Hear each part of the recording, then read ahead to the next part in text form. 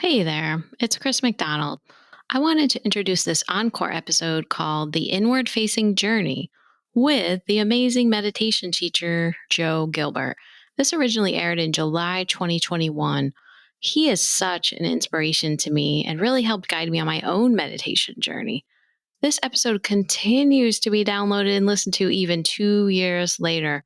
But I think the title says it all. We are all wanting to take that journey within and discover more about our true nature. And there's so much wisdom in this episode that I think you'll get a lot out of it. I hope you enjoy it. Here it comes right now. This is Holistic Counseling, the podcast for mental health therapists who want to deepen their knowledge of holistic modalities and build their practice with confidence. I'm your host, Chris McDonald, licensed therapist. I am so glad you're here for the journey.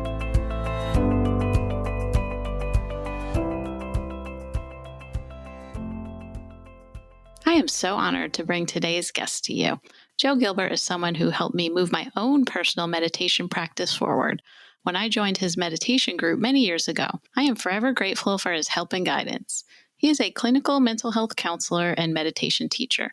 His primary office is at the Cedar Walk Wellness Center in Hillsborough, North Carolina. He discovered Tara Brach in 2009, started attending retreats with her and other teachers, and eventually completed a 2-year teacher training program taught by Tara Brach and Jack Cornfield. He lives with his wife in Hillsborough, enjoys hiking, backpacking, listening to the birds, and cuddling with his animal companions. Welcome to the podcast, Joe. Thanks, Chris. It's a pleasure to be here. Yeah, so can you tell my listeners a little more about yourself and your work? Sure. So I became a counselor in 2004. I went to school at Penn State for rehabilitation counseling in particular, where I was trained in person-centered counseling, which is based on the work of Carl Rogers. And I worked for a treatment center, an alcoholism treatment center, for 2 to 4 years, I guess, before starting to work with some outpatient clinics and agencies. And I developed my own private practice in 2014, and that was in Raleigh. And my wife and I moved to Hillsborough not too long ago, and I'm very grateful and fortunate to have found a space at the Cedar Walk Wellness Center where I do individual counseling for adults. And I'm hoping once the pandemic is mostly behind us to do some more introduction to mindfulness meditation classes, as well as some self-inquiry groups for those who are just more contemplative in nature. Excellent. I know you're very much contemplative in nature, right? It seems that way, not by choice. Maybe we'll get into that a little bit. Yeah. Well, I feel as I was looking at your website and I was like, there's a real feeling of calm and just focus and reflection. I don't know if you did some meditation before creating your website, but that's the energy I got off of it. Oh, thank you. It's constantly changing. I try to keep the website fresh and organic. It seems like anytime I have a good insight, life will slap me in the face the next day and I need to reevaluate everything. And so I just try to update it based on the quality of perception I have at any given time. Oh, that makes sense. I really love it. It comes through too. Very genuine and real. I could see that for clients as well. Thank you. But I want to hear more about your training to be a certified mindfulness meditation teacher with Tara Brach. Can you tell us about that? Sure. Prior to 2009, I had been searching through various spiritual traditions, looking for happiness, looking for an anchor, looking for something to help me just with my own personal suffering and a lot of existential grappling, if you will. And then I was working at Triangle Pastoral Counseling, and Kelly Walker Jones, I think, recommended Tara Brach in her book, Radical Acceptance. And that was what really resonated with me, with my mind and my heart at the time. And I just dove in, which was great because prior to that, I had been digging a lot of small holes in different traditions, which can get confusing at times for people, I think. And before you know it, I was doing some retreats with Tara. She really helped me to keep it simple in a way, just by talking about the two wings of mindfulness practice. So there's the awareness wing, where we're just saying to ourselves, what am I noticing? And then the compassion piece, which is the question, can I be with this, whatever is here right now? And so keeping it that simple was a way to help me just bring into closer concentration what's right in front of me and to notice any resistances that I have to what is right in front of me. And then to work with those resistances, seeing those as skillful means or tools along the way. I love the simplicity, but depth of that too. What is my awareness? And then looking at if there is resistance, can I accept where I am? And that's powerful. Yeah, if we look at in Buddhist teachings, for instance, we look at the classical hindrances, and I like the way they're framed typically. If you go on a meditation retreat, they are talked about in the first couple of days as these energies that you can expect to show up in a sense. And they're a nice reminder that if you see these, there's a good indication that you're onto something. So you might notice desire, craving, grasping, or you might, the opposite of that, which would be aversion or hatred or anger, ill will, experiences of restlessness, agitation, anxiety, depression, what they call sloth and torpor, just mental or physical sluggishness. And then the big one, self-doubt, which is the hardest to see often, but the most insidious, if you will, when it comes to our practice and our walk in daily life with others. Oh, that's great. I was looking at you offer meditation services separate from individual therapy. Mm-hmm. So was there a reason you do that? I just really found that I enjoyed it. I really, there's something very simple about that in the sense that most of the practice takes place outside of my office. So I'll sit with somebody and we just dive right in and say, how's your practice? What are you working on? And people will share with me what's showing up for them. And that, in a way, dictates the course of how this work unfolds. So based on what their experience is, we can say, okay, well, let's keep going in this direction, or let's try something different. And then I really enjoy practicing with people, too. So those who are willing to come and sit and be still, just notice mindfulness in front of them and explore a bit. There's a level of intimacy in there that I think is healing in itself. Yeah, I imagine so.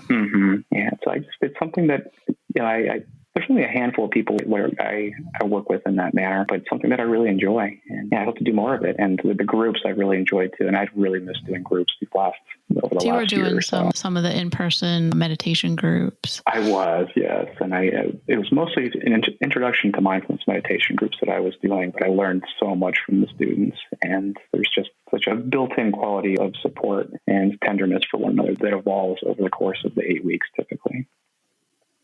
And I noticed, too, that you said donation-based service. Mm-hmm. Was this part of the training that they said that this was best, or is this something that comes from you and your calling? That's what feels right for me. We spent a lot of time talking about, paying attention to our position as a teacher and the traps of money, of power, of abusing sexuality, for instance, and also about finding a place where you're comfortable charging for meditation services, which I guess in a lot of traditional ways of looking at it, that might be considered a no-no. So for me, it's something that, again, just spills out. I mean, it's something that is with me 24/7. So it seems weird for me to charge something that is so natural. And in a way, I'm meeting people where I don't have anything to offer them. I'm just trying to point to something that's already within them and helping them to see for themselves. In a way, it feels bizarre for me to charge them for something that they already have. For something they already have inside them. That's great. I love it. And on your website, I just want to read what you wrote. You said, if you find yourself here, perhaps you are ready for what I call the inward-facing journey. This typically occurs when we become exhausted with the search for happiness outside ourselves, which kind of goes in with what you just said. Can you share a little bit more about that inward-facing journey? Sure. And I guess that's, I was thinking about why would somebody want to meditate? Yes. Why would somebody want to do what I call the inward-facing journey? For a lot of people, a lot of your listeners, this may not resonate, and that's totally okay. I remember going on a retreat with Tara and her husband, Jonathan Faust, and at the end of the retreat, he said, now, a lot of you have had some really significant insights over the course of this week, and there's a lot of excitement and energy that you want to bring back into the world. He says, now, be mindful when you go back into the world that most people have not been on a 7-day meditation retreat. So when you start sharing some of these insights, he says, pay attention to the moment where their eyes glaze over. And that's where you want to stop talking about it. So this conversation we're having may resonate with certain people, but for a lot of people, it may not. So for me, the inward journey was not something I chose necessarily, but it was almost out of necessity because I had tried everything else, right? I was really suffering. I had my own experiences of depression, anxiety, abusing substances. And it's almost like the Christian story of the prodigal son, running away from myself, looking for happiness, goodies, experiences, something to lock down outside of myself that would, I don't know what I was looking for, right? Just not this. There was something about this that was not okay. And I think that's a challenge for a lot of people is, we hear people say, I want to be more present. I want to be in the present moment. And the reality is you're never out of the present moment. It's just for a lot of us, a lot of the time we don't like it. And so we think there's something wrong. And I need to go out of myself to try to find something to fix it. And that pursuit itself, especially on the spiritual path, can be laden with traps for our ego too. Like the ego loves to wrap itself in a spiritual cloak and mala beads. So in a way, it was hitting a wall. It was a surrender for me. There was a specific moment one night in November many years ago where I knew I just surrendered. And I saw something very clear. I knew I could not keep living my life the way that I was living it. And then it became just I'd always had existential questions. Even as a kid, I remember asking my parents about death. And a lot of times, from others, I would get the response, just don't think about it. No big deal. And as you know, just don't think about it. It doesn't work. So there was this continual pull for me to question everything. And again, that's what the inward facing journey is and what meditation is to me. Self-inquiry is it's continuing to ask what's true here. In a way, we're finding out what's true by stripping away what's false or what's an illusion. Does that make sense? That makes sense. Yeah. No, I'm just thinking about what you're saying. Yeah. And how has meditation changed your life? A lot of people who've known me for a while say that I'm a lot more boring, which is fine by me because I'm a lot more peaceful, really. Things are simple. Meditation started off as a tool. Again, it was another practice to get me somewhere, but eventually that got in the way too. I was using meditation to achieve some state of consciousness to try to feel better. I would meditate in order to feel better, which is very similar to saying, I want to get this car so that I will feel better. So it can be just as sneaky in that way, right?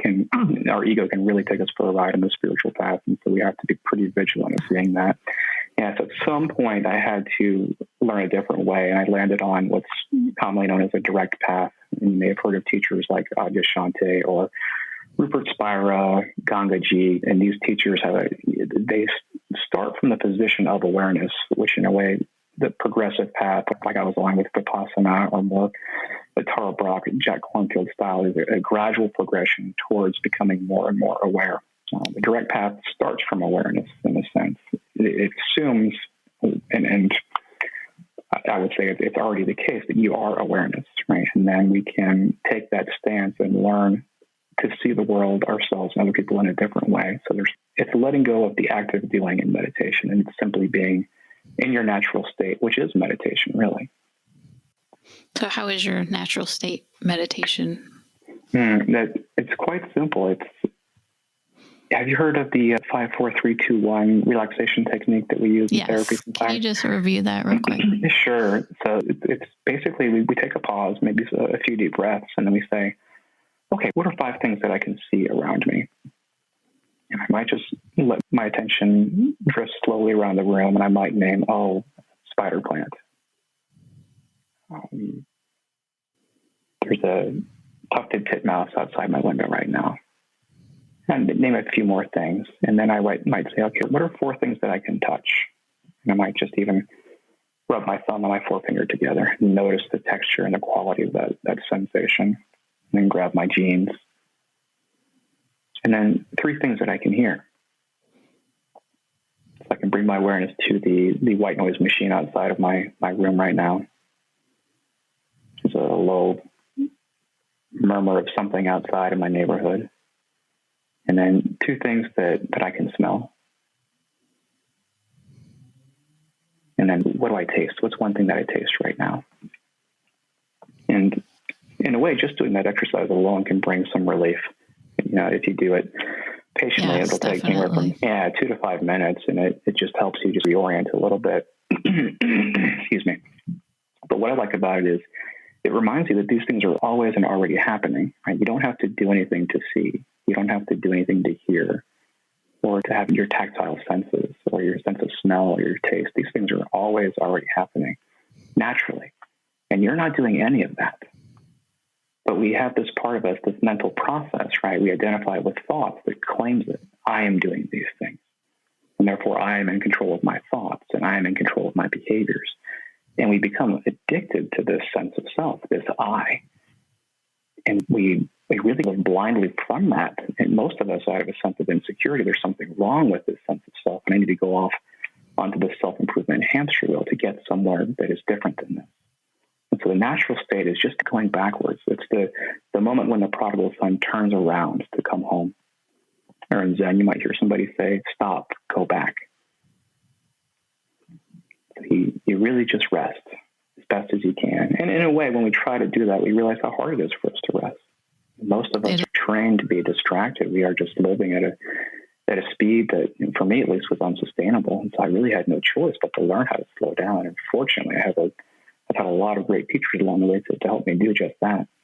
Building and managing the practice you want can be challenging. That's why Alma offers administrative tools, time saving resources, and an easy way to navigate insurance. So, whether you're just starting out or have been working independently for years, you can get the support you need to build your private practice. Create a profile in Alma's searchable directory and share what makes you unique, like your specialties and areas of expertise.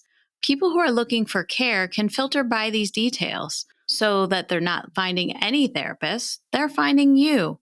Alma will also help you get credentialed with major insurance payers within 45 days and handle all of the paperwork from eligibility checks to claim submissions. That means you can spend less time on the details and more time delivering great care. Plus, they guarantee payment within 2 weeks of every appointment.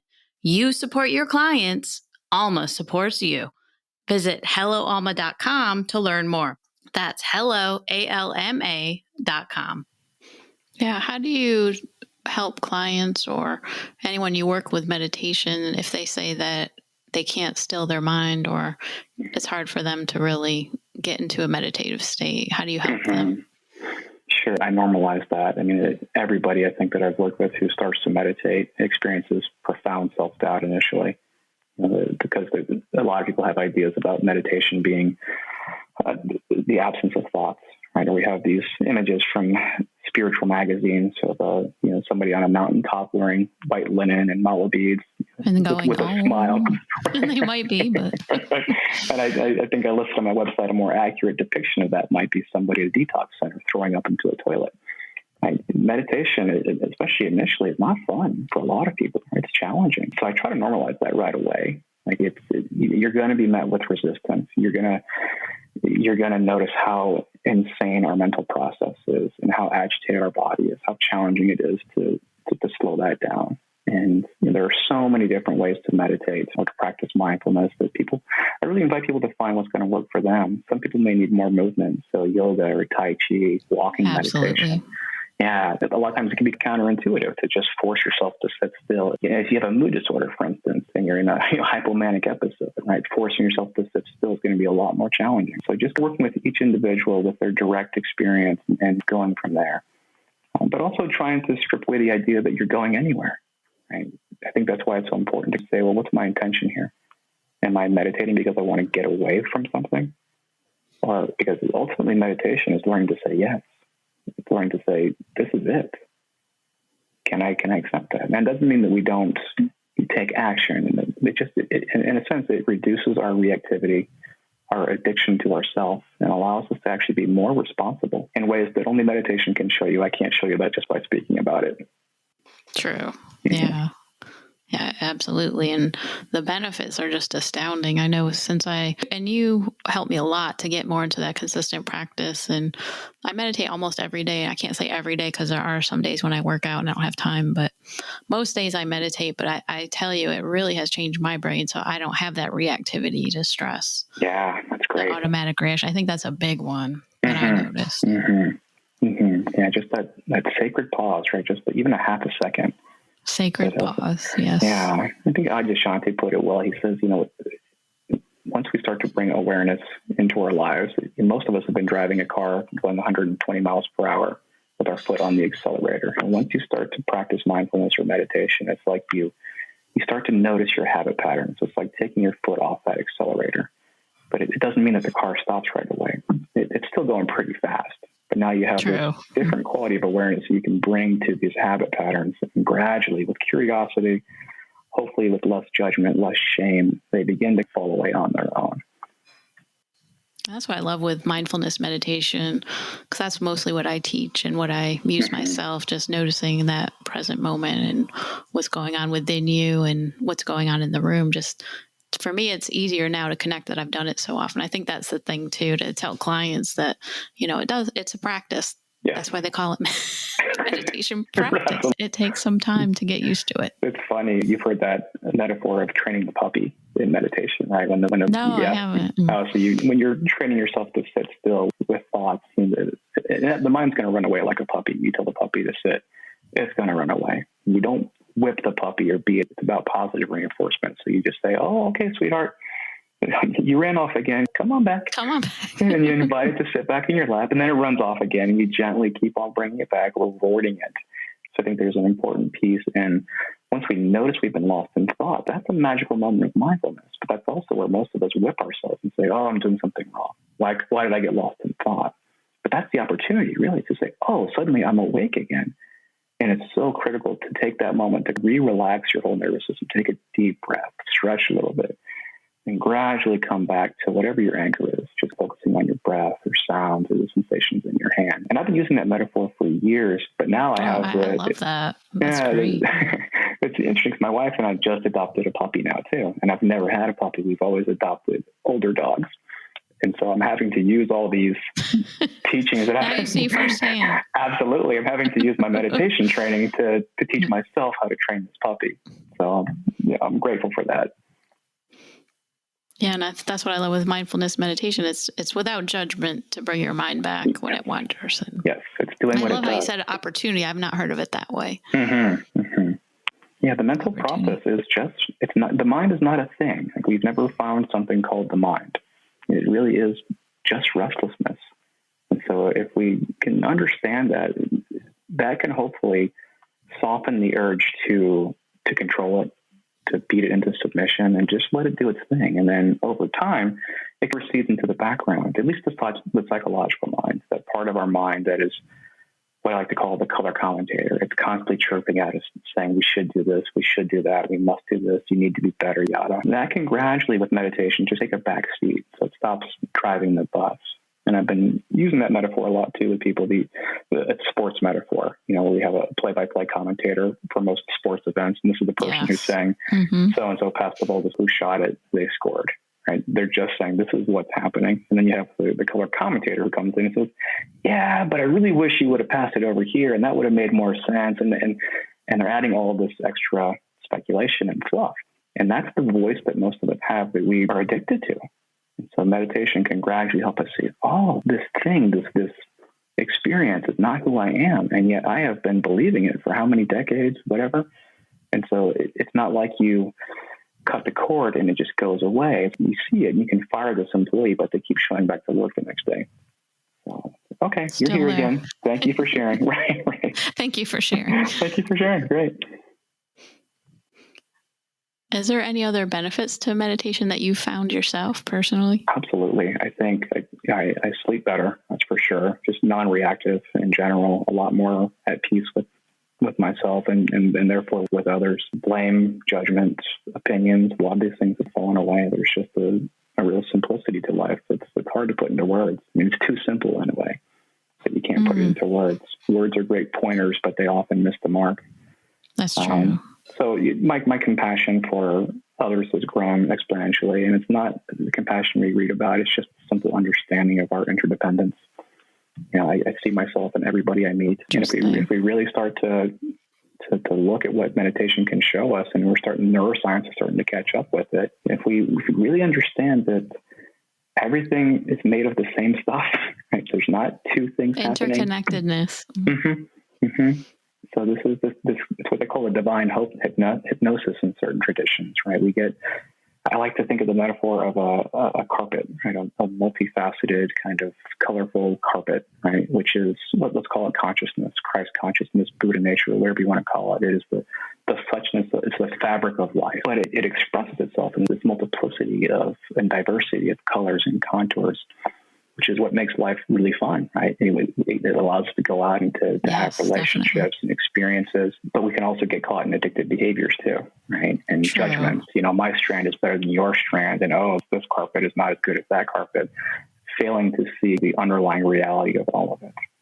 And so meditation can help us to not only understand that, but feel it too. And when we can feel the interconnectedness of all things, how can it not affect the nature of our relationships? the nature of our relationship to the natural world too. When I talk with people who are really sincere practitioners, I tell them this is an invitation to find a happiness that is not dependent on any object, any person, or any experience outside of yourself. Because fundamentally, we know that any of those things are temporary, they're impermanent. Yes. So if I think that my happiness, inward-facing journey. Yeah. So with everything being like sand in our hands, what remains? So these are more of the contemplative kind of questions that we can ask ourselves before a meditation session. Absolutely. I hear a bird. Yep. See what kind of bird this is. It's beautiful. I have a little suet feeder attached to my window, and it's just perched itself. Oh, how nice. It looks like a wren. That can make you very mindful, too. And absolutely. Or distracted. It's okay. We are living in the present moment, Joe. Mm-hmm. It is alive. Yes. Yeah, but I love all the research, too, about meditation and how it actually does change the brain. Mm-hmm. Mm-hmm. It's just so astounding. Yeah, I think it's Daniel Siegel, perhaps. He says, we use our mind to change the brain, to change the mind. Right? Really a skillful way of putting it, I think. Yeah, and there's an intersection, too, with yoga and meditation, because I do both, and I do yoga every day. But sometimes doing yoga, too, can set you up for meditation as well. Oh, absolutely. Yeah. That's what I love. Would you be comfortable sharing a bit about that with me, about your experience of how that has helped you? Oh, absolutely. So I used to do, since I got used to doing the daily meditation, I would do meditation and then yoga. And then as I did the yoga certification program and learned that the asanas are what can help you to make your mind and body ready for meditation. Mm-hmm. And the way my teacher taught it too was that we would do asanas and then do a shavasana and then meditation, which was new for me because I've never had a yoga teacher do that before. So you're actually in a better state of mind too after shavasana, that you're ready for the meditation. So there's certain postures that really can help, certain variations of yoga. Mm-hmm. So yeah, it's just very interesting how everything is intertwined like that. And can make you more focused maybe for the meditation piece. Absolutely.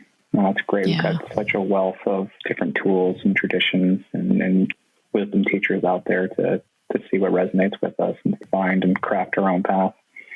Yes, because that's one of the limbs of yoga too, is meditation. So the interconnectedness, right, of that. But also from your website, I wanted to bring up before I forget. So this was something I read too that you said about several years ago. After facing many years of spiritual seeking, you experienced a letting go of who I thought I was. There was a profound shift in perspective. The unfolding process continues to this day. So can you share a little bit of what brought you to that place of that profound shift? Yeah, I'll try. I know you said it was hard to put into words. Mm-hmm. Yeah, if you really dive into some of the Buddhist teachings and some of the contemplative teachings, it really is an invitation to let go of everything. And we hear that all the time, don't let go, but a lot of us identify letting go with objects, with others, with experiences, but letting go of the body too, of the mind, of who we think we are. I mean, you and I can talk about our identity as a counselor, for instance, but also know that is tenuous. At any given time, something could happen where we are no longer in the role of counselor. So we understand that doesn't define who we are. And so this is taking them even further and saying, okay, well, am I this body? Right? And if so, what part of this body is me? Am I the brain, this 3 pounds of floating tofu-like matter encased in a skull? Am I the fingernails? Am I my eye? What am I? And so we really start to peel that away, if we can. It's a challenging process. And ultimately, it leads you to the understanding that what you are is not limited to the mind and the body. But it's hard because we perceive things as, I'm in here encased in this skin suit and the rest of the world is out there. And meditation ultimately and self-inquiry can dissolve that boundary in a way so that one person says, we just travel lighter, right? We don't take ourselves so seriously. And when I'm not taking myself so seriously, I don't have much to defend. I don't get so defensive, right? I don't become addicted looking for something that is going to somehow save me. As Alan Watts used to say to his audiences, he would say, you all are here looking at me and you have the same question. You want to know if we're going to make it. He'd say, the answer, of course, is no. We're all looking for something that's going to say we're going to be okay as a body, as a mind. And so eventually I had to get to the point where I saw for myself that I'm holding on to something that is smoke and mirrors. And so that was then what propelled me into this deeper search, this deeper inquiry. And the metaphor, I use a lot of metaphors and stories that I like in talking about this shift with others is that imagine that you and I are characters in a movie, and we are having our adventures, through life in this movie, on this movie screen. And at some point, somebody says, pay attention to the screen. Pay attention to the screen by which the movie is playing on. And so that's the shift I try to talk about, right? All my life, I thought I was this character on this movie going somewhere. And suddenly there was this shift in perspective where I could see what we are is the screen itself, but it also has space. It also is this kind of timeless field, if you will, that holds everything, everyone. And then we can learn gradually to go back and forth. We can be the characters in the movie. We can have our experiences. We can enjoy life, but we can also rest as that screen, this open, transparent, luminous awareness. And that's so deep, Joe. It is, and at the same time, so simple now, right? Yeah. But that doesn't mean that this character I call Joe doesn't get irritated. I still have fully real human, life stuff, right? Oh yeah, absolutely. So unfortunately, that stuff still happens, but there's not a sense of some awful person doing it, right? I have a much easier job of forgiving myself. More perspective too. Yeah, and it makes it easier to shift into, okay, can I make some amends here, clean up my side of the street? How do I learn from this? How do I learn from this? That's a good strategy not wallowing, too. Not wallowing so much and reinforcing this idea of not being good enough, so there's something wrong with me. Oh, that's great. And I know you talk about spirituality with clients as well. Mm-hmm. And there's always that fine line with mental health therapists, like how much can I say without pushing my own values and spiritual beliefs onto them? So how do you use spirituality with clients in sessions to make sure you're not crossing over that ethical line? Sure. Well, I have on my intake form, there's a question about spirituality. So, or if people want to share that. And then I might broach it in the intake to see if it's something that is a support for them, if they have a personal history with it that they'd like to share or make part of the counseling process. Ultimately, I don't really even talk about it unless it's brought up in a session. I rarely even use the word spirituality in my sessions with people. So you just leave it up to them. And ultimately, from where I am, everything is spiritual in a sense. And I don't have any kind of spiritual or religious beliefs anymore these days. So in a way, that makes it easy to not project beliefs onto others. That's true. Mm-hmm. So just being open to what they bring to the table. And again, keep coming back to that simplicity. It's just this, what's right in front of us. And then, we have our color commentator that describes this. But if we were to, I love to ask people to imagine that they're an infant. You have no concept of language, time, space, other. What can you say about existence? It's just experience. It's just sensations and perceptions. And then we have these minds that are great tools, but ultimately they create kind of an illusory quality to life. We end up living in this virtual reality, the stories that our mind is creating us. Yeah, you gave a lot to think about today. Well, good. Definitely deeper thoughts today. Whew, on a Monday. So, Joe, what's a takeaway you could share today that could help listeners who may be just starting their holistic journey? Mm-hmm.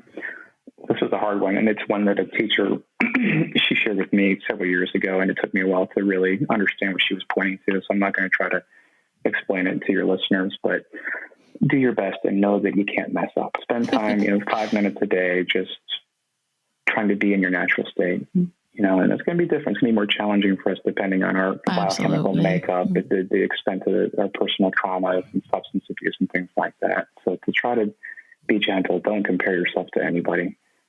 do your best and know that, whatever shows up is your path, right? So if it's just a storm, a torrent of awful thoughts and challenging feelings, that's the path, right? That's what's showing up for you. That's the path. And that's what we work with. Yeah. So it's not getting rid of those things. It's trying to say, okay, here you go. Here we are. What do I do with this? How do I work? So it sounds like some of that self-acceptance and acceptance of what is. You said it. Absolutely. Yeah. Absolutely. So what's the best way for listeners to find you and learn more about you? Probably my website. Do you have that linked in? gilbertmeditation.com. Okay, great. So we'll put that in the show notes. That'll be on the website so listeners can find you on there. Right. But thanks for coming on today, Joe. It's been a delight, Chris, and it's just great to connect with you again. And thank you so much for doing this. Yes, for sure. I know. We got to keep better in touch. We'll do our best. And yes, I'd love to meet with you for a cup of coffee or something. Absolutely. But that brings us to the end of another episode. Be sure to tune in next Wednesday when another episode drops. And listeners, are you ready to take your journey as a holistic therapist to the next level? I'd like to personally invite you to be a part of our growing community of like-minded individuals who share that passion for holistic therapy and know the importance of self-care. So if you haven't joined yet, come to my Facebook group. It's free. The Holistic Counseling and Self-Care Group is a welcoming space to connect with other fellow holistic therapists. You can ask questions, share experiences, and exchange ideas. Go to hcpodcast.org/holistic group. That's hcpodcast.org/holistic group. And once again, this is Chris McDonald sending each one of you much light and love. Till next time, take care. Thanks for listening. The information in this podcast is for general educational purposes only, and it is given with the understanding that neither the host, the publisher, or the guests are giving legal, financial, counseling, or any other kind of professional advice.